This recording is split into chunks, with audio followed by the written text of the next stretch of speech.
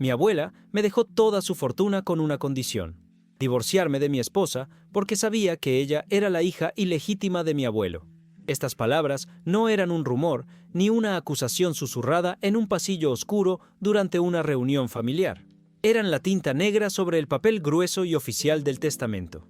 La voz monótona del abogado, el señor Rojas, las había pronunciado con la misma falta de emoción con la que había leído la lista de legados menores, pero para mí resonaron como un disparo en la quietud de su despacho.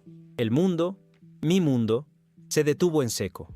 Para entender el peso de ese momento, hay que entender cómo era mi vida hasta ese instante. Era una vida buena, sencilla. No éramos ricos, ni mucho menos. Vivíamos en un apartamento alquilado que habíamos convertido en nuestro hogar a base de capas de pintura, muebles de segunda mano, restaurados con cariño y los sueños que colgábamos en las paredes como si fueran obras de arte. Yo tenía un trabajo estable, uno de esos que pagan las facturas y te dejan lo justo para una cena fuera una vez al mes. No era mi pasión, pero era un medio para un fin. Y ese fin, mi verdadero norte, mi ancla y mi vela, era ella, mi esposa. La amaba. Dios, cómo la amaba. Amaba la forma en que su nariz se arrugaba cuando se reía de mis malos chistes. Amaba el sonido de sus pies descalzos sobre el suelo de madera por la mañana, mientras preparaba el café. Amaba encontrar mechones de su pelo en mi almohada, pequeñas anclas que me recordaban que no estaba solo. Llevábamos 5 años casados, 10 desde que nos conocimos en la universidad, y cada día a su lado me parecía un regalo. Hablábamos de comprar una casa con un pequeño jardín, de tener un perro, quizás 2. Hablábamos de hijos, de nombres que nos gustaban y de los que odiábamos. Construíamos un futuro juntos, ladrillo a ladrillo, con la confianza ciega de que nuestros cimientos eran de roca maciza. Ella nunca había conocido a mi abuelo. Había muerto años antes de que ella y yo nos cruzáramos. Para mí, él era una figura casi mítica, un patriarca severo pero justo, cuyo retrato colgaba en el salón de mi abuela como el de un santo familiar. Un hombre de negocios exitoso, un pilar de la comunidad. Un hombre, según creía todo el mundo, intachable. Mi abuela, por otro lado, era el verdadero poder detrás del trono. Una mujer forjada en una era diferente, con una voluntad de acero y una mirada que parecía capaz de ver no solo tus intenciones, sino también los secretos que ni tú mismo sabías que guardabas. La quería profundamente, pero también le temía un poco. Había una distancia en ella, una sabiduría teñida de tristeza que nunca llegué a comprender del todo. En los últimos meses, su salud se había deteriorado rápidamente. Verla encogerse, perder esa chispa de hierro en sus ojos, fue una de las experiencias más dolorosas de mi vida. Su funeral fue una semana antes de la lectura del testamento. Un día gris y lluvioso que parecía llorar con nosotros. Mi esposa estuvo a mi lado todo el tiempo, sosteniendo mi mano, siendo mi fuerza. O eso creía yo. Y ahora estábamos aquí, en este despacho sofocante que olía a papel viejo y a avaricia contenida. A mi alrededor, mis tíos y primos se removían en sus asientos. Podía sentir sus miradas, la tensión palpable en el aire. La fortuna de mi abuela era considerable. Un imperio construido junto a mi abuelo, y todos esperaban su pedazo del pastel. El señor Rojas, un hombre calvo y con unas gafas que le hacían los ojos diminutos, había ido desgranando los legados menores. Un reloj para mi tío Roberto, una colección de joyas para mi tía Carmen, una donación generosa a su organización benéfica favorita. Todo normal, predecible. Entonces, carraspeó. Se ajustó las gafas y sus pequeños ojos se posaron en mí. Y ahora, dijo. Y el silencio en la sala se hizo más profundo. Llegamos al grueso del patrimonio, a la totalidad de los bienes inmuebles, las acciones, las cuentas bancarias y los fondos de no de SICOM. Inversión. Hubo un murmullo colectivo. Una inhalación de aire expectante. Sentí la mano de mi esposa apretar la mía bajo la mesa de caoba. Le sonreí, una sonrisa nerviosa. Quizás nos dejaría el apartamento de la playa, o una suma que nos ayudaría a dar la entrada para nuestra casa. Cualquier cosa sería una bendición. Yo, en pleno uso de mis facultades mentales, continuó leyendo el señor Rojas, lego la totalidad de mi fortuna, sin excepción, a mi único nieto. Un jadeo recorrió la sala. Mi atento corazón dio un vuelco. Miré a mi esposa y sus ojos brillaban de pura incredulidad y alegría. Sentí un torbellino de emociones. Shock, gratitud, una culpa abrumadora al ver las caras desencajadas de mis familiares. Pero el abogado no había terminado. Levantó una mano para acallar los murmullos que empezaban a crecer, con una única e innegociable condición. La sala volvió a quedar en silencio. El señor Rojas hizo una pausa dramática, como si saboreara el poder que contenían sus siguientes palabras, y entonces las soltó. Mi abuela me dejó toda su fortuna con una condición: divorciarme de mi esposa, porque sabía que ella era la hija ilegítima de mi abuelo. El tiempo se fracturó. El sonido se desvaneció, reemplazado por un zumbido agudo en mis oídos. El rostro sonriente de mi esposa se congeló, transformándose en una máscara de horror y confusión. Sentí su mano soltar la mía, como si la mía quemara. Las miradas de mis familiares, antes llenas de envidia, ahora eran una mezcla de conmoción, lástima y un morbo cruel. «Eso es una monstruosidad», gritó mi esposa poniéndose en pie de un salto. Las lágrimas brotaban de sus ojos. «¿Cómo se atreve? Su abuela estaba senil, estaba loca. Esto es una calumnia». Se giró hacia mí, suplicante. «Cariño, tienes que decir algo. Esto es una pesadilla». Pero yo no podía hablar. Mi mente era un caos de imágenes. El retrato de mi abuelo, la mirada triste de mi abuela, el rostro de la mujer que amaba. Hija ilegítima de mi abuelo. Eso la convertía en la hermana de mi padre, en mi tía. Un escalofrío helado me recorrió la espalda, un horror primordial que se asentó en la boca de mi estómago. El señor Rojas, impertérrito, continuó. La señora estipuló que no hay lugar a negociación. O se cumple la condición en un plazo de 6 meses desde la lectura de este testamento, o la totalidad de la fortuna pasará a ser administrada por la fundación benéfica que ya he mencionado. Miró por encima de sus gafas, directamente a mí. También me pidió que le entregara esto personalmente. Deslizó un sobre grueso y sellado con lacre sobre la mesa. Tenía mi nombre escrito con la caligrafía elegante y temblorosa de mi abuela. La reunión se disolvió en un caos de acusaciones y gritos. Mis tíos me acusaban de haber manipulado a mi abuela. Mi esposa lloraba desconsoladamente, proclamando su inocencia y el ultraje. Yo la saqué de allí, abriéndome paso entre el enjambre de familiares, sintiendo sus ojos clavados en nuestra espalda. El viaje a casa fue un silencio sepulcral, roto solo por sus sollozos. Cada sollozo era como una puñalada en mi corazón. La amaba, y una parte de mí quería creerle. Quería pensar que mi abuela, en su dolor y su vejez, se había vuelto cruel y paranoica. Pero otra parte, una parte fría y lógica, recordaba la lucidez de mi abuela. Ella no era una mujer que actuara por capricho. Al llegar a nuestro apartamento, el lugar que antes era mi refugio, ahora se sentía como una celda. La discusión estalló inevitablemente. Ella repetía una y otra vez que era una mentira, una vil calumnia de una anciana amargada. «¿Cómo puedes dudar de mí?», me gritaba, con el rostro bañado en lágrimas. «Después de todos estos años, ¿vas a creer a una muerta antes que a tu propia esposa?». Yo no sabía qué creer. Estaba desgarrado. Mi corazón defendía a la mujer que tenía delante, pero mi cabeza no podía desechar las palabras de mi abuela. Necesitaba aire. Necesitaba pensar. Me encerré en el pequeño estudio, el sobre de mi abuela, pesado como una piedra en mi mano. Mis dedos temblaban mientras rompía el sello de cera. Dentro no había solo una carta. Había un pequeño diario de cuero marrón, gastado por el tiempo, y un fajo de papeles sujetos con un clip, recibos de transferencias bancarias. En la primera página del sobre, una nota con la letra de mi abuela. «Para mi nieto, cuando necesites ver la verdad». Con un nudo en la garganta, abrí el diario.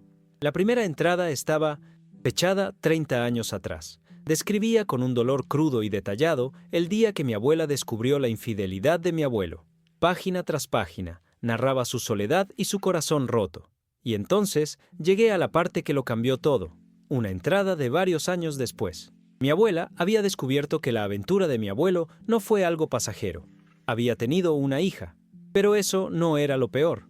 El diario continuaba. Mi abuela describía cómo, tras la muerte de mi abuelo, la madre de esa niña se había presentado en su puerta. Y no venía sola. Venía con su hija adolescente, una chica que, según la descripción de mi abuela, coincidía perfectamente con la edad y los rasgos de mi esposa cuando la conocí. No habían venido a buscar una conexión familiar.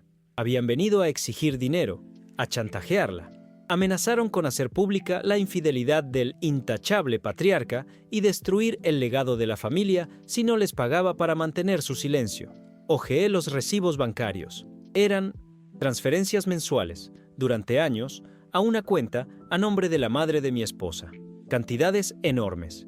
El chantaje no había cesado, pero el golpe final, el que me robó el aliento y convirtió el amor que sentía en hielo, estaba en la última página del diario, escrita con una letra temblorosa de apenas unas semanas antes de su muerte. Hoy me he enterado de lo peor. Mi nieto, mi único nieto, se casó con ella, con la hija del hombre que me traicionó y la mujer que me ha sangrado durante años. Y sé, por la forma en que me mira, que ella lo sabe todo. Ella es parte de esto. No es una víctima inocente, es la culminación de su plan. Él cree que ha encontrado el amor, pero solo ha caído en la trampa más cruel. No puedo decírselo, le rompería el corazón y no me creería, pero puedo darle las herramientas para que descubra la verdad por sí mismo. Le daré una elección imposible, porque solo así se verá forzado a abrir los ojos. Le daré el poder de vengarnos a los dos. De repente, lo hecho Dios. Entendí. La condición del testamento no era un acto de crueldad, era un grito de ayuda desde la tumba, un mapa, y este diario, estos recibos, no eran solo un legado de dolor, eran mi ventaja secreta, eran la prueba. Mi abuela no me había pedido que eligiera entre el amor y el dinero. Me había dado un arma para destruir una mentira que había estado a punto de consumir mi vida entera, y en ese instante, el dolor de la traición eclipsó cualquier amor que hubiera sentido. La partida acababa de empezar. Cerré el diario. El cuero gastado se sentía frío, casi glacial, bajo mis dedos. El silencio del estudio era denso, pesado, y el sonido de los sollozos de mi esposa al otro lado de la puerta ya no me provocaba compasión. Era el ruido blanco de una mentira. Cada lágrima que había derramado, cada palabra de amor que me había susurrado durante 10 años, se reproducía en mi mente, pero ahora con una nueva banda sonora, la de la traición y el engaño. Mi mundo no se había derrumbado, se había revelado como lo que siempre fue, un escenario. Un decorado cuidadosamente construido por ella y su madre, y yo era el protagonista involuntario, el tonto útil en su obra maestra de la codicia. El amor que había sentido, esa fuerza que creía capaz de mover montañas, se había evaporado, dejando en su lugar un vacío helado que rápidamente empezó a llenarse de una rabia fría y cortante. Una rabia dirigida no solo a ella, sino a mí mismo, por haber sido tan ciego, tan estúpidamente feliz en mi ignorancia. Mi abuela no me había dejado una elección, me había dejado una misión. Y las armas estaban allí, sobre el escritorio, el diario, los recibos, la verdad. Respiré hondo, el aire olía a polvo y a papel viejo, el olor de la verdad desenterrada. Me levanté, sintiendo un peso en los hombros que no era de tristeza, sino de determinación. Salí del estudio. Ella estaba en el sofá, acurrucada, con el rostro enrojecido y los ojos hinchados. Levantó la vista cuando me oyó entrar y su expresión pasó de la desolación a una frágil esperanza. Se puso de pie y corrió hacia mí intentando abrazarme. «Cariño, por fin», susurró contra mi pecho. Estaba tan preocupada. «Tenemos que luchar contra esto. Tenemos que demandar al albacea, impugnar el testamento. No pueden salirse con la suya. No pueden manchar así la memoria de tu abuela y destruir nuestro matrimonio con una mentira tan vil». La dejé hablar.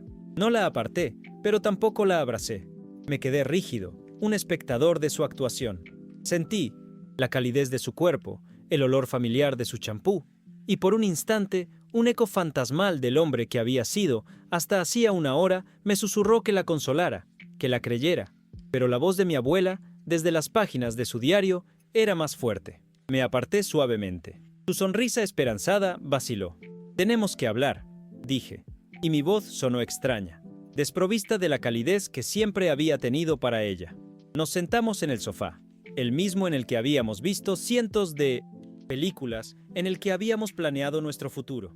Ahora se sentía como el banquillo de los acusados. «¿Por qué crees que mi abuela haría algo así?», le pregunté. Mi tono era calmado, casi clínico. No la estaba acusando. Todavía no. La estaba estudiando. Sus ojos se llenaron de lágrimas de nuevo, como si tuviera un suministro infinito. «No lo sé, mi amor. Estaba enferma. Estaba triste. La gente mayor a veces se vuelve paranoica. Quizás alguien le metió ideas en la cabeza. Tus tíos, celosos de ti, de nosotros, harían cualquier cosa por el dinero. Era una buena estrategia, desviar la culpa, pintar a mi abuela como una víctima senil y a los demás familiares como los villanos. Pero yo tenía el guión original. Mi abuela era la mujer más lúcida que he conocido, respondí. Mi voz seguía siendo un témpano de hielo. Hasta el último día. ¿Y qué insinúas? Su voz subió de tono, la ofensa reemplazando a la tristeza. ¿Que le crees a ella? ¿Que crees que yo soy la hija de tu abuelo? Es una locura. Mi padre murió cuando yo era una niña. Tú conociste a mi madre. ¿Crees que ella me mentiría sobre algo así? Ah, su madre. La cómplice. El cerebro detrás de la operación. Nunca te he preguntado mucho sobre tu padre, dije, manteniendo la calma. Solo que era un representante de ventas y que murió en un accidente de coche. Porque así fue, exclamó. Es la verdad. ¿Por qué iba a mentirte? No lo sé, respondí, mirándola fijamente a los ojos. Tú, dímelo. En sus ojos, por una fracción de segundo, vi algo más allá del dolor y la indignación. Vi un destello de pánico. Fue fugaz, casi imperceptible, pero para mí, que ahora buscaba la verdad, fue tan claro como una confesión. Sabía que no podía enfrentarla solo con esto. Necesitaba un plan. Necesitaba un aliado. A la mañana siguiente, le dije que necesitaba tiempo para pensar, para procesar todo. Le dije que iría a pasar unos días a un hotel para aclarar mi mente. Ella protestó. Lloró. Acusó de abandonarla cuando más me necesitaba. Su desesperación parecía genuina, pero ahora yo veía los hilos del titiritero. No temía perderme a mí. Temía perder el premio gordo.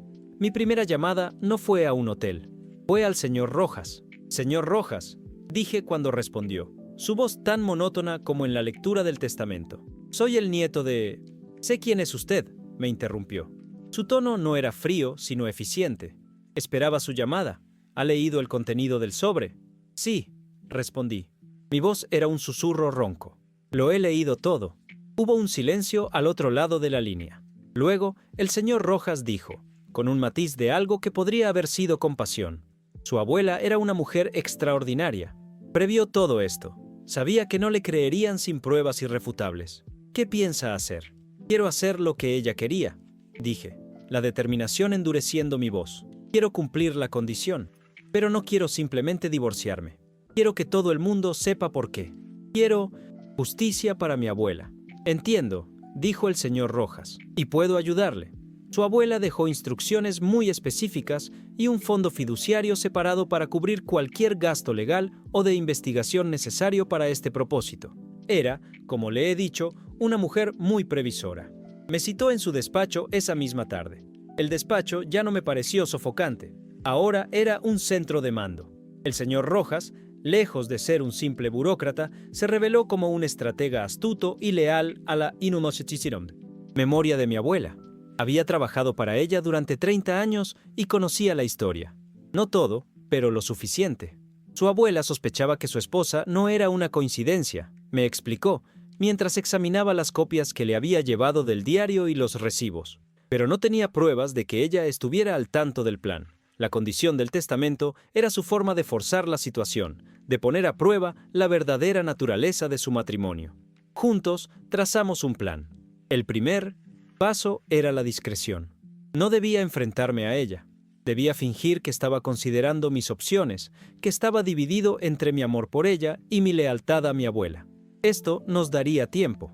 El segundo paso, sugerido por Rojas, fue contratar a un investigador privado, un profesional discreto que pudiera verificar de forma independiente la información del diario. Necesitábamos pruebas que se sostuvieran en un tribunal, no solo las palabras de una mujer fallecida.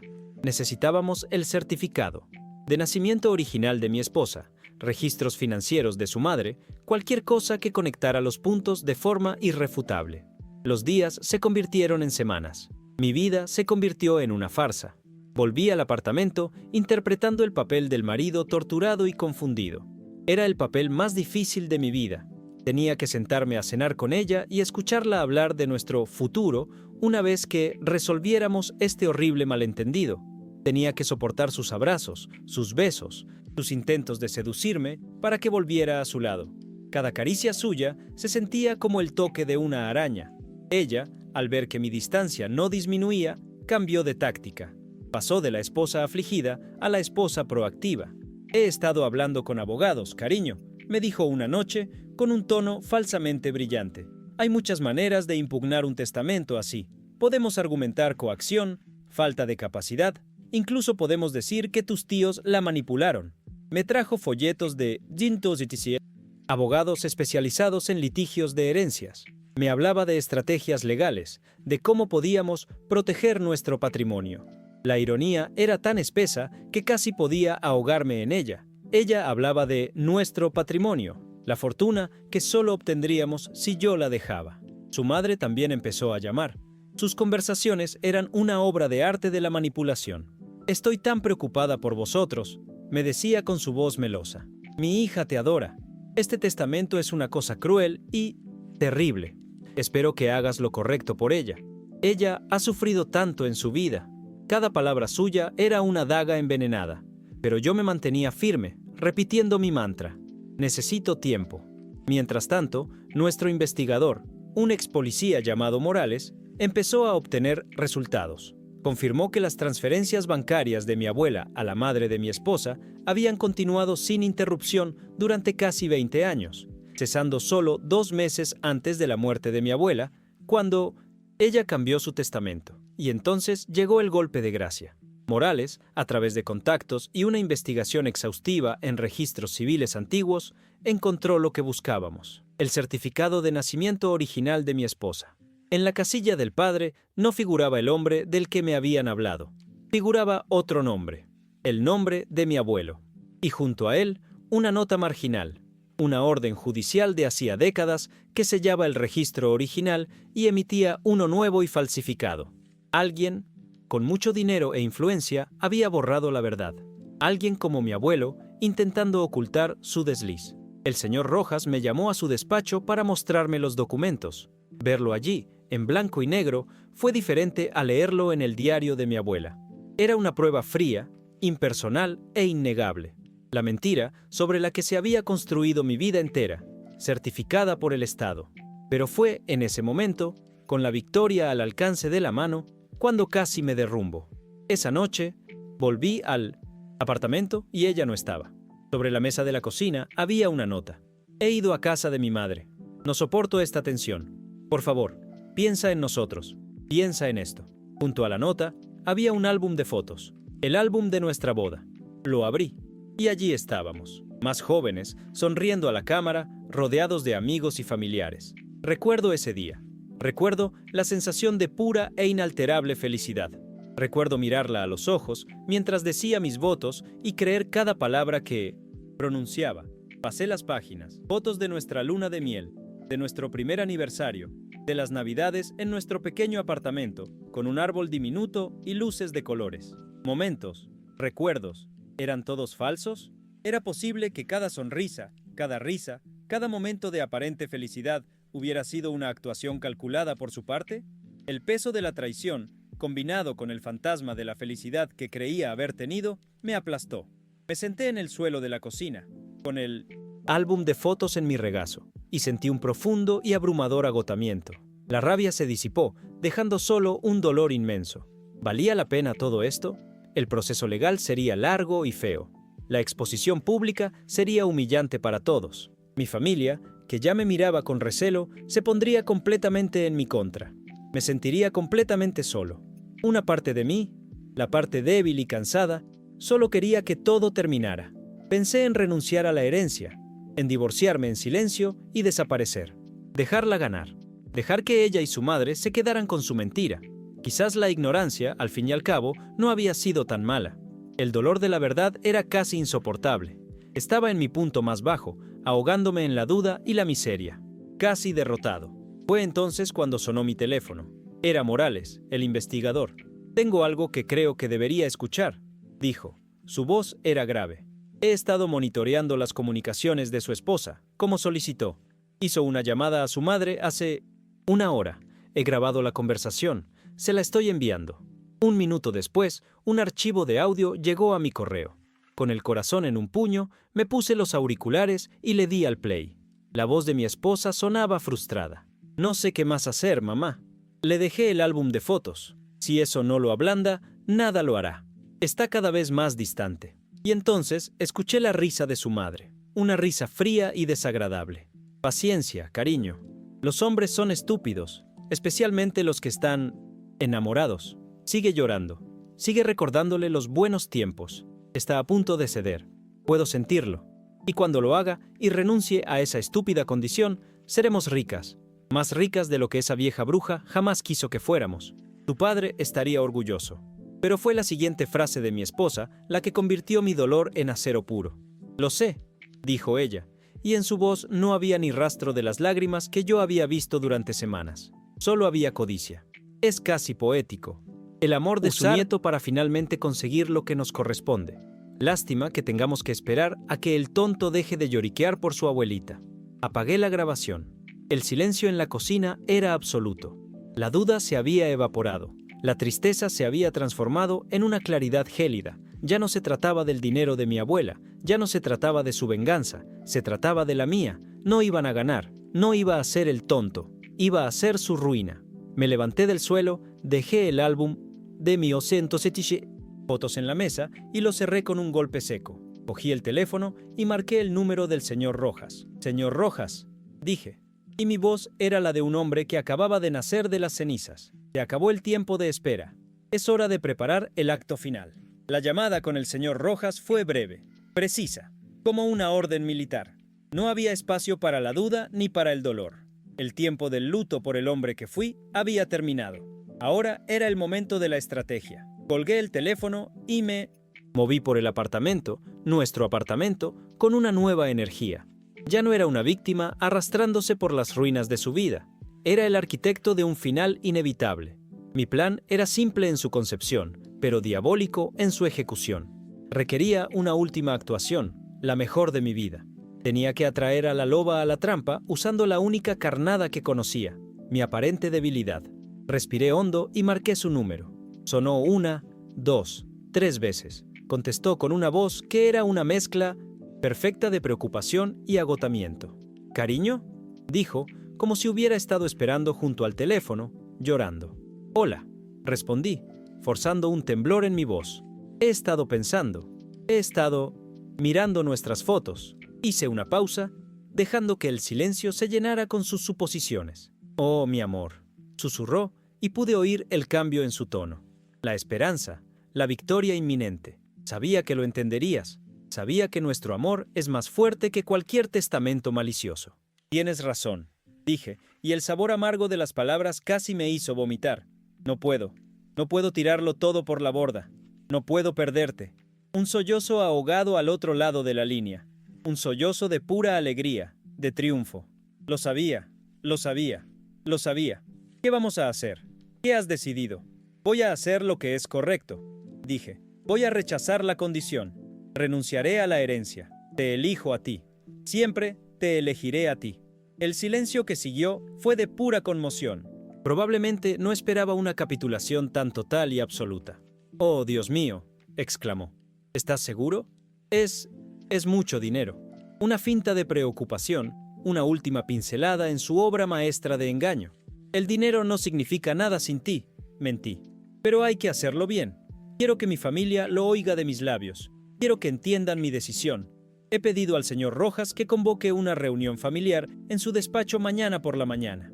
Quiero anunciarles que el testamento de mi abuela no se cumplirá como ella quería, que elijo a mi esposa». «Claro, cariño, por supuesto», dijo, su voz ahora vibrante de excitación contenida. «Estaremos allí, juntos, para que todos lo vean». «Sí», dije, «juntos». Colgué y me quedé mirando el teléfono. La primera fase estaba completa. La bestia se dirigía al matadero, convencida de que iba a un banquete en su honor. La mañana siguiente fue surrealista. Me vestí con un traje oscuro, el mismo que usé en el funeral de mi abuela. Se sentía apropiado. Era el funeral de mi matrimonio. Cuando ella llegó del apartamento de su madre, se abalanzó sobre mí. Me abrazó con fuerza, me besó con una pasión que no había sentido en semanas. Era la pasión de la victoria. Su rostro estaba radiante, sus ojos brillaban. Era la imagen de una esposa amada que había recuperado a su marido. Para mí, era la cara de la codicia a punto de cobrar su premio. «¿Estás listo?», me preguntó, tomando mi mano. Su piel era cálida. La mía estaba helada. Más que nunca, respondí.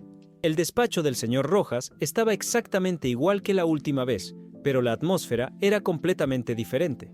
Mis tíos y primos ya estaban allí, sus rostros una mezcla de curiosidad y hostilidad.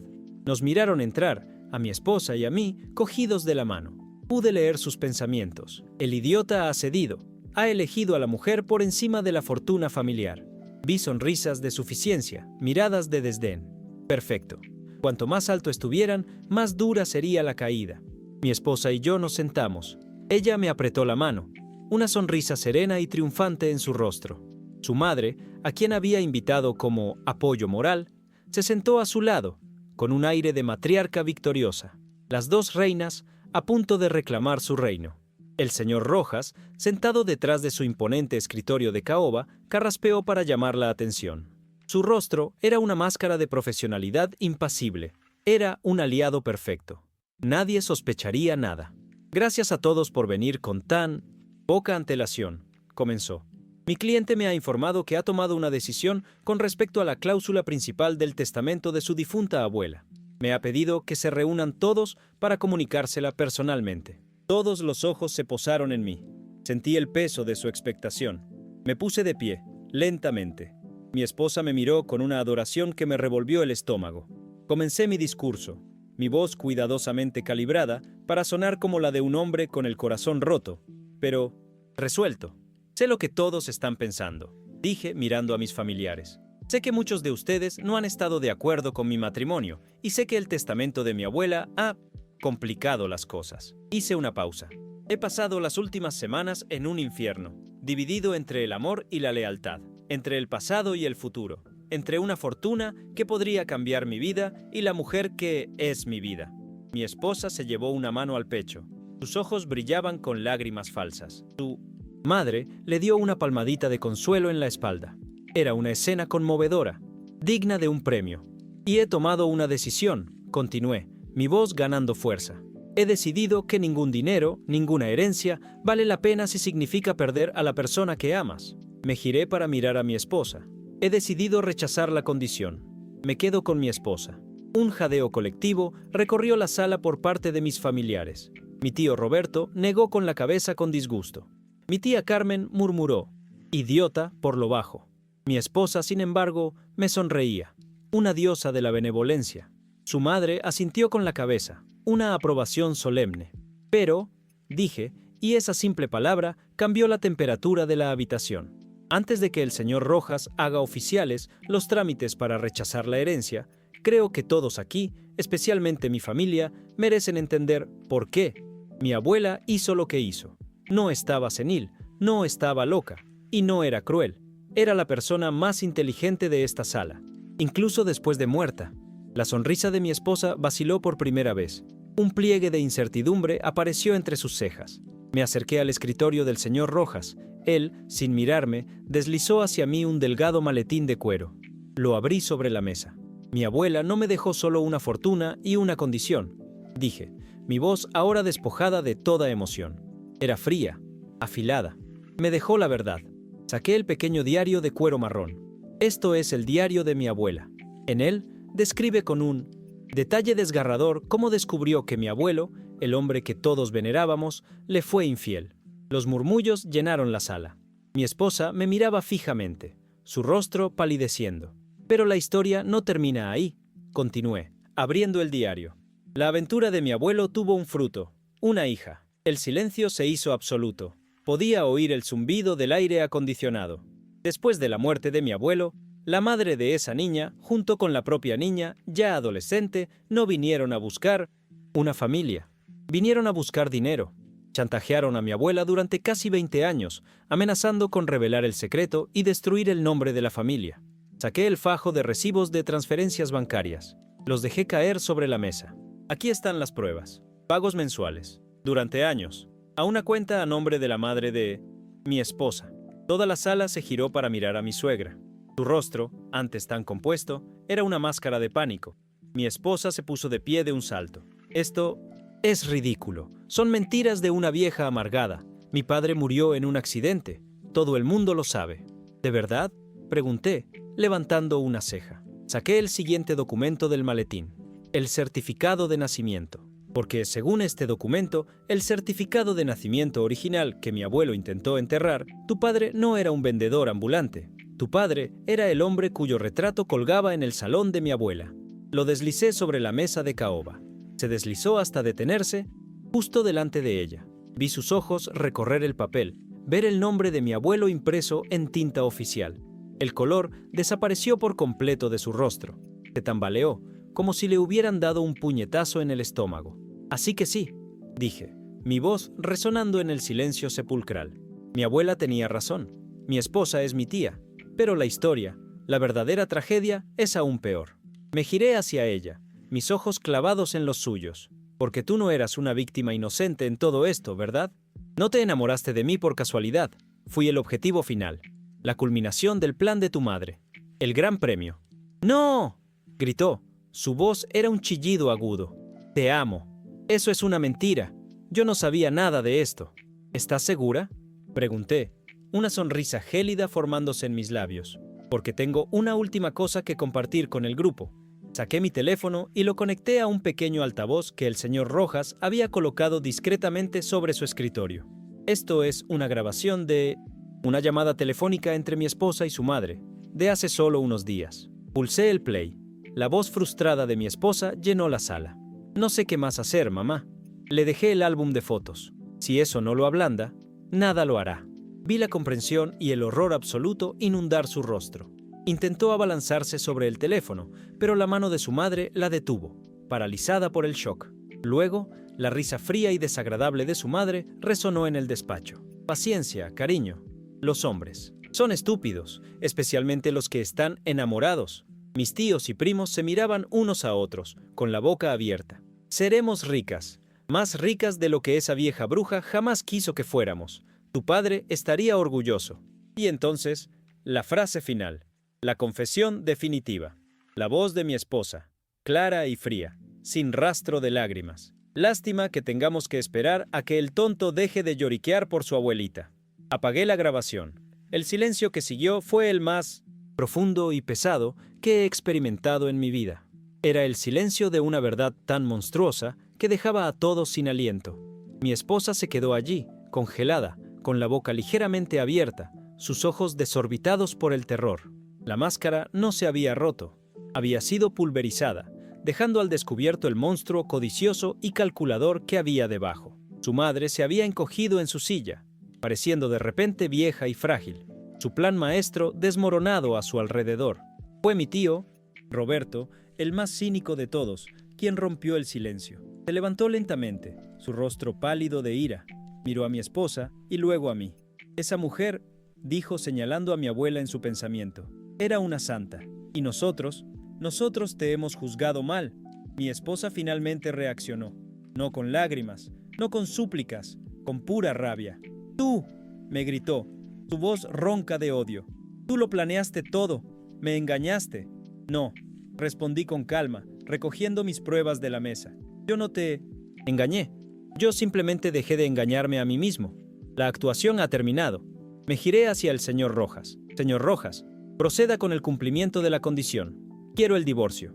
Inmediatamente. El señor Rojas asintió con solemnidad. Por supuesto. Luego, su mirada se posó en mi esposa y su madre, y su tono se volvió glacial.